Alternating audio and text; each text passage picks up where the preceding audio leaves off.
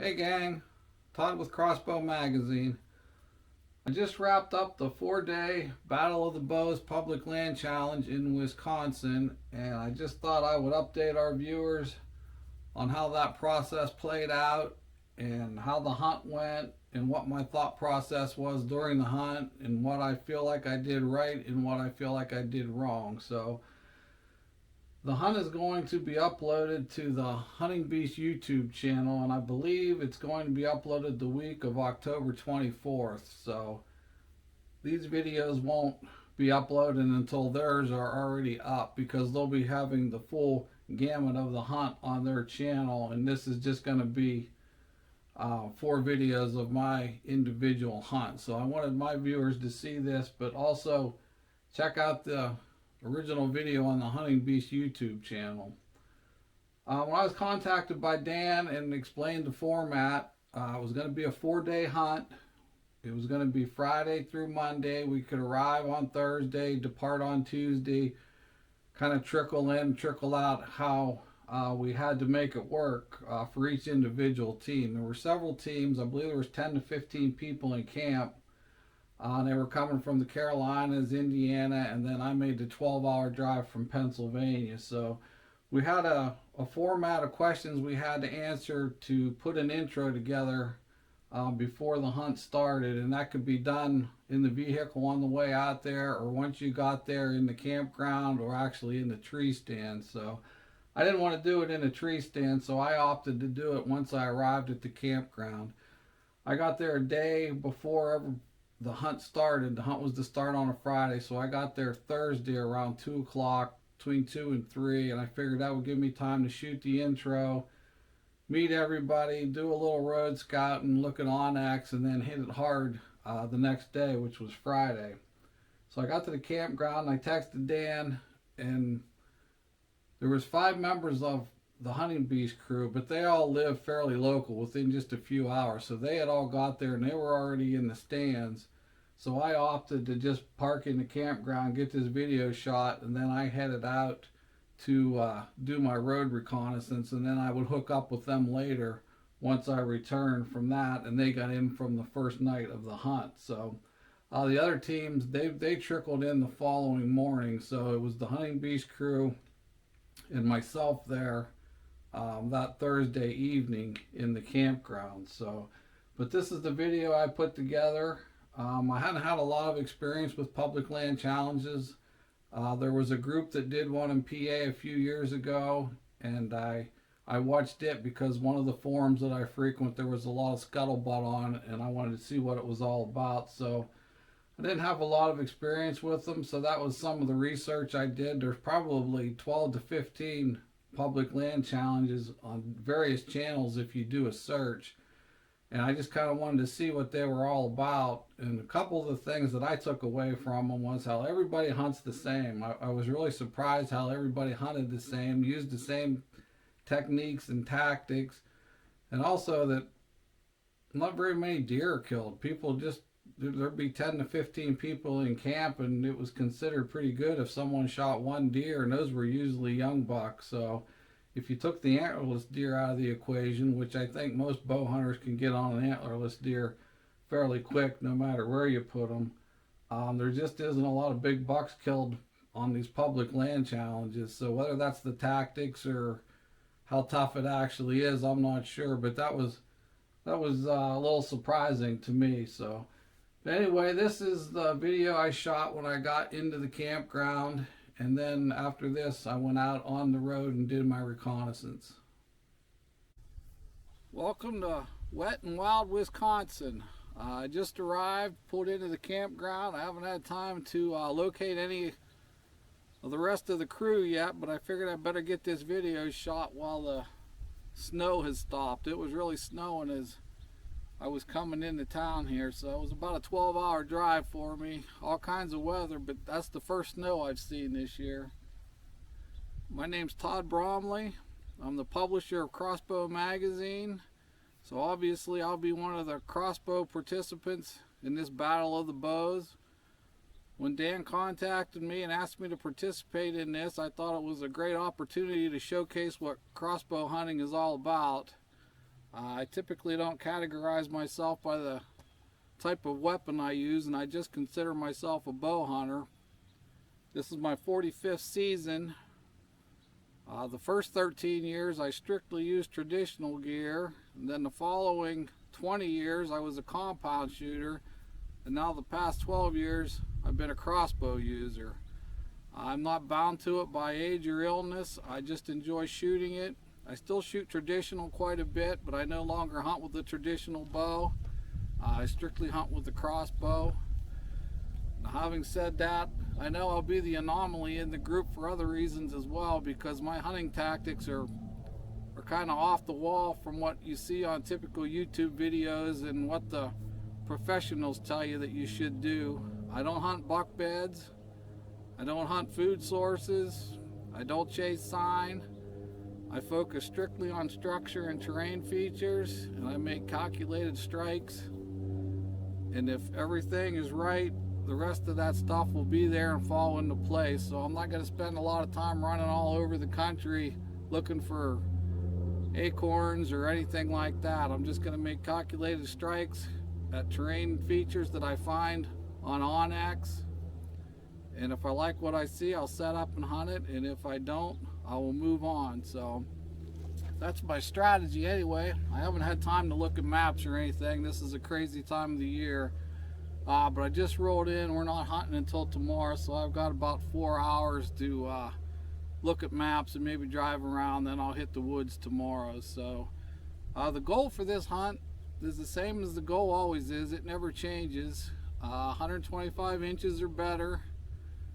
Typically back home in Pennsylvania, that takes a 4-year-old deer to reach that. Sometimes a 3-year-old, but mostly a 4-year-old deer to grow 125 inches. I don't know how that will translate to these Wisconsin deer, but I'm not interested in just killing a deer to say I killed one or to become a YouTube sensation. It's got to have at least 125 inches on it. Whether that's a 2-year-old out here or a 5-year-old, I don't know. I've never hunted Wisconsin before. But if I see something that I feel has a 125-inch rack on it, it's going to get an arrow. So that's the goal. The expectation is just to enjoy the process entirely. This is a blessing. I get to do this for a living. God has been good to me. I don't take any of it for granted. Every second is a blessing that I get to walk in the forest and fields and carry a bow with me. So that's my expectation. Just enjoy the process. Get to hunt and meet a bunch of new guys. I'm sure we'll have a great time in camp. So I'm ready to go. Thanks for following along. I hope you enjoy whatever happens the next 4 or 5 days, and I can't wait to see these videos myself and meet these guys. So stay tuned. All right, I just want to elaborate on that a little bit about my strategy and the way I approach a woods when I'm hunting it. I write a lot of magazine articles for various publications, and I get a lot of feedback from my articles because I do a lot of things that the typical bow hunter doesn't do. And as I said in that, I don't chase sign, I don't hunt buck beds, I don't focus on food sources. What I've learned, when you hunt these heavily populated states like Wisconsin, Michigan, and Pennsylvania, if you get into an area where you see a lot of sign and the deer's laying down a lot of sign, that deer is typically dead within the first 1 or 2 years of its life, because there's just so much hunting pressure that the deer that's making it blatantly obvious for everybody, he's going to be on the meat pole before long. Now, I focus all my attention on bucks that are 4 years old or older. So therefore, I know you've heard it been said 1,000 times, and I'm going to say it again. You have to approach those deer differently than the rest of the deer herd.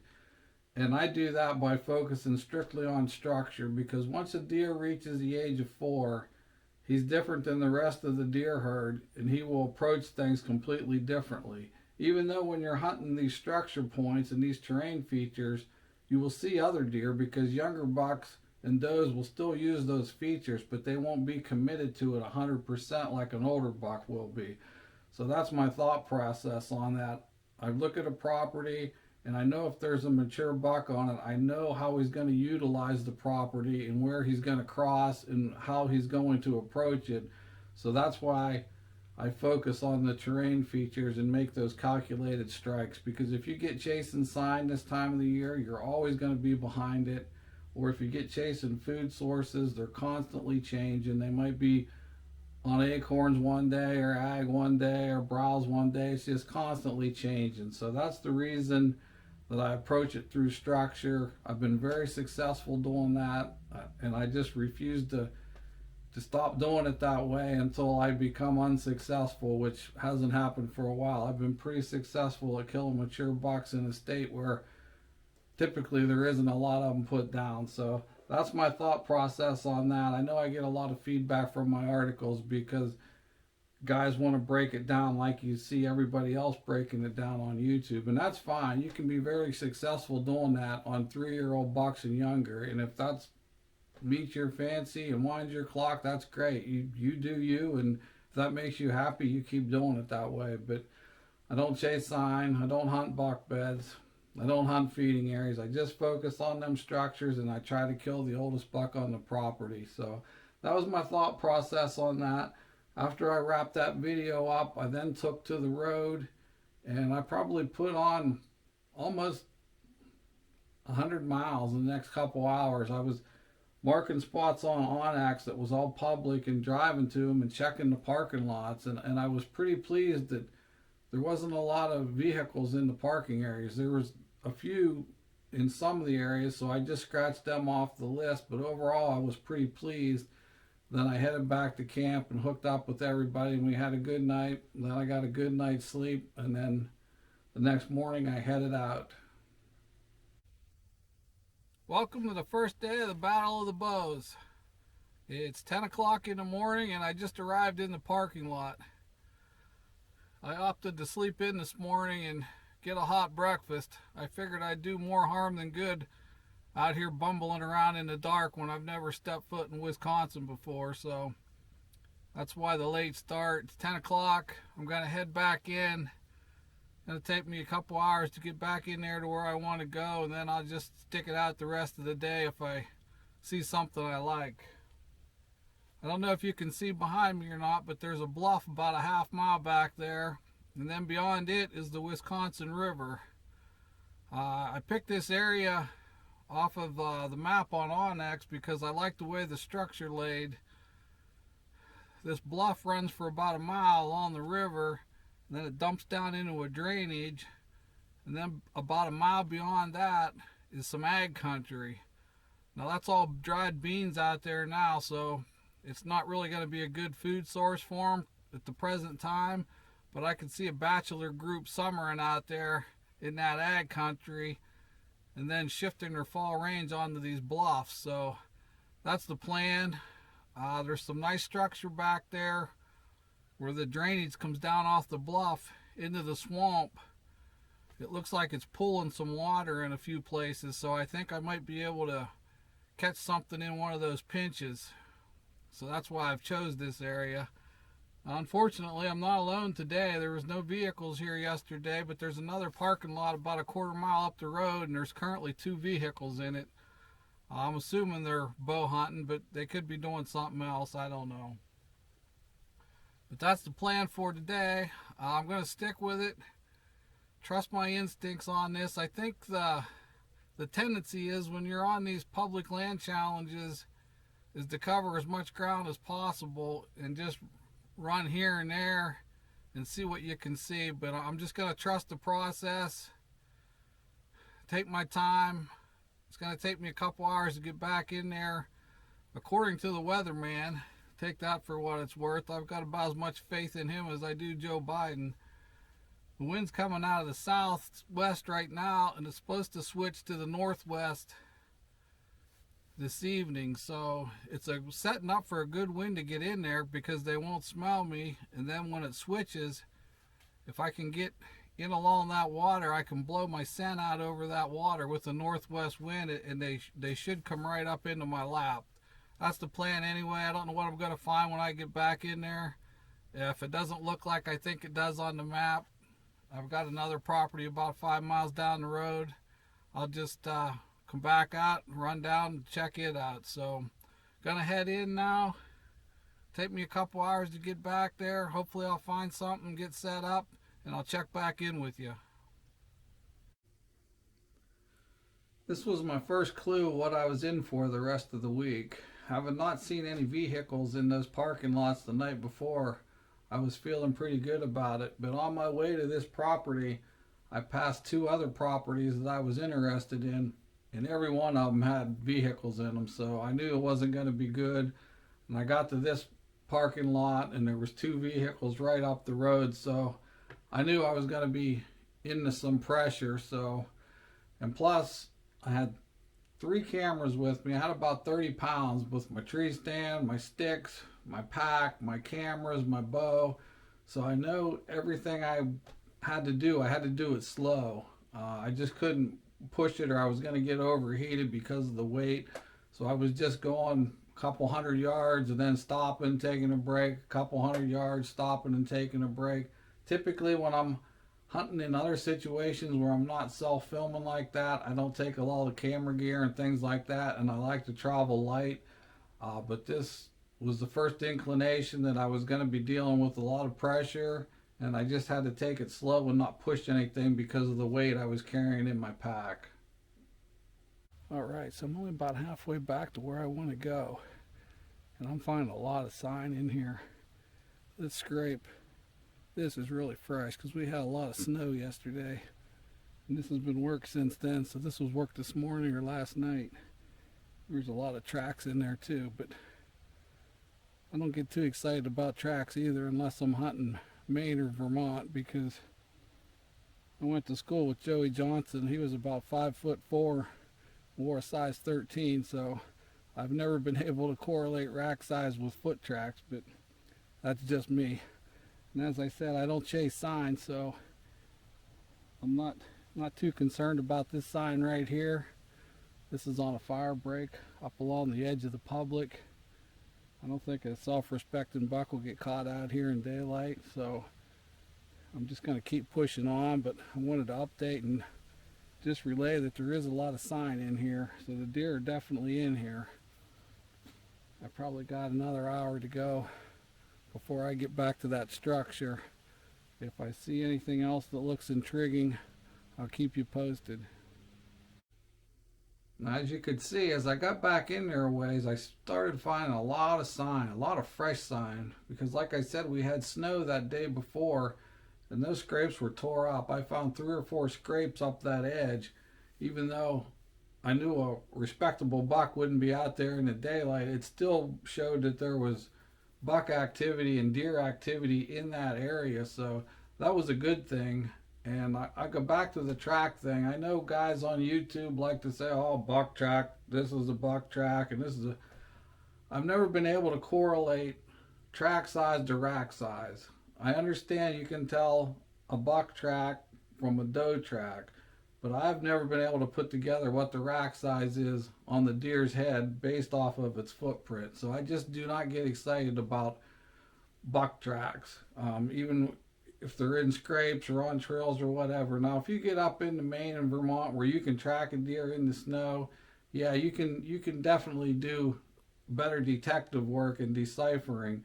But when you see a print in a scrape or a print on a trail like a lot of these guys do, and say, oh, look at the display, and this is a big one, this is a big buck. Well, it might be a 300-pound deer that has a 100-inch rack on it, and that's just not something I'm gonna waste my time on, especially when I'm only there for a limited amount of time.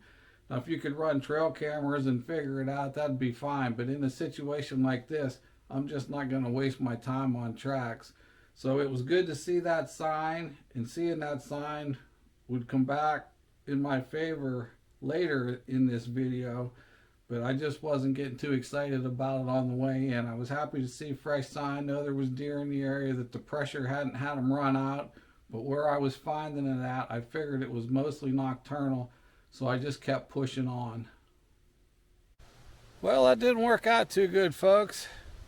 1.6 miles to get back here, and I got back and I found a spot where there looked pretty good for the wind. It was going to roll in. There was a little bit of sign there, and I started setting the bee stand up and duck hunters. So Now it's 3 o'clock. I got to get out of here and try to find some place to get set up. This looked real good. I got back to this water and I was liking it, and there's a beaver dam, and I just never dreamed there'd be duck hunters clear back in here, but you'll have that when you hunt public. So I'm going to swing wide trying to get out of here in case there's any archery hunters between me and the parking lot. I don't want to mess them up. But I never did get set up yet. I'm going to head back down, and I've got a couple hours yet. Maybe I'll find some place to throw the stand up real quick. Now this was real discouraging for me because 1.6 miles, it took me several hours to get back there because I was just taking my time. And I thought for sure when I got back there I was going to be in a good spot, and I was. I really liked what I was seeing. I didn't see any massive rubs or anything like that, but there was a few decent rubs on my way back to there, and I knew when I got to this point exactly where they were going to be crossing and how they were going to be utilizing the structure. I had to move a little bit further to the right than I wanted to find a tree that I liked, and I unloaded everything. I got 2 sticks up, and about 75 yards down that edge of that water, couple shots rang out and the ducks come flying over, and I'm like, I about jumped out of my skin when them shots went off. I wasn't expecting anybody back there, and they just opened up, and that pretty much ruined that area. So I packed everything back up, and as you could see, I made a clothing change because I knew I was going to have to beat feet back towards the direction I had come from and get set up before it got dark. So I went back the exact same route, and then as I got back to where I started finding all that sign, I cut into the woods a little deeper than I had on my way out because I didn't want to disturb anything on my way out. But on the way back, I just needed to make a play. So that's what I did. I ducked in towards where that sign was, and I found a pretty good spot, and I got set up there. And wasn't a real big tree or anything, and it wasn't a great area, but I thought it was someplace that I could possibly at least get some footage. I didn't think I would shoot a mature buck there, but I thought it was a place that I could get some footage maybe. All right, I finally got set up. I didn't want to stomp around too much this late in the day, so I found an oak flat over here. And then the bluff comes down over here, and there's oaks, and there's a small clearing in the middle. So I just set up in this little opening. Nothing else, maybe I'll get some footage. I just can't see a 125-inch buck running through here. But I'm finally set up. I'm in the stand. I'm not just dating a fat chick. I married the old girl today. I'm only 4 steps up. I'm in a small tree. I don't know. We'll see how it goes. This is the only card I got left to play for this first day. I hope everybody else is doing better. I got about 2 hours yet, so I'll check in at the end of the hunt.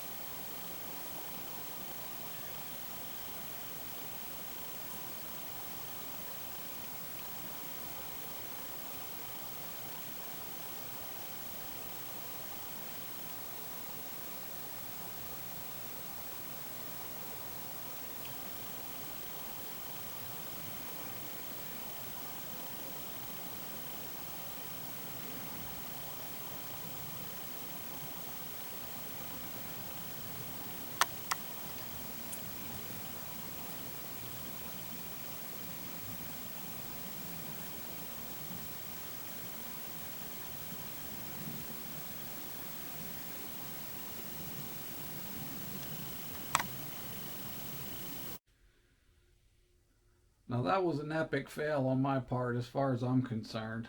I overshot that tree stand or that tree by about 20 to 30 yards, and as soon as I did it, I realized my mistake.